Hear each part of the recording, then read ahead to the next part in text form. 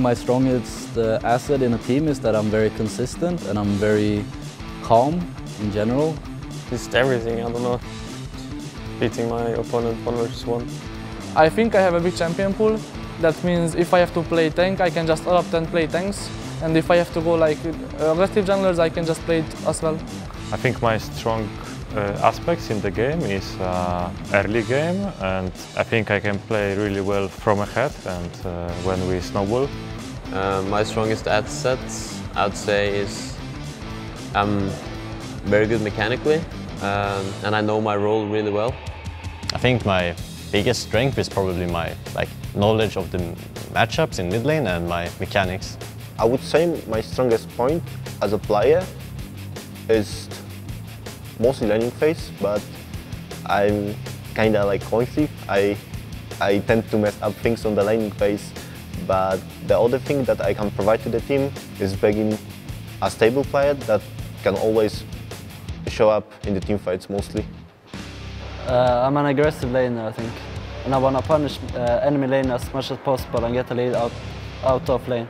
I think my strongest assets of the game is being really mechanically solid, also being a shot caller, and overall like a solid mechanical and individual player. I think my communication and macro knowledge is a strong asset for this team, and I think that will help them. 10-man roster, I think it offers a lot of good things for practice, because when you play with your own team, you can kind of decide what you want to practice and how you want to do it. I think 10-man roster is good. We didn't have like a full 10-man roster last split, so I was alone on my position.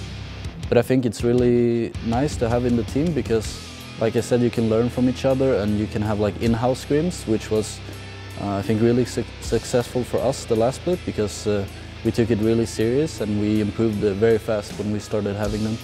And there is no problem with like other teams cancelling scrims and stuff. You have to train harder. You have to do everything like harder to get the spots. Yes. So I like it. What I want to achieve with Movistar Riders is to obviously improve as much as I can and obviously win the LVP. My objective in this team is that I want to improve as much as I can and then win the Spanish League.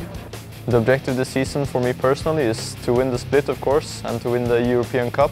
My goal in Movistar Riders is to first win the Spanish League and then win the European Cup, but there's nothing else.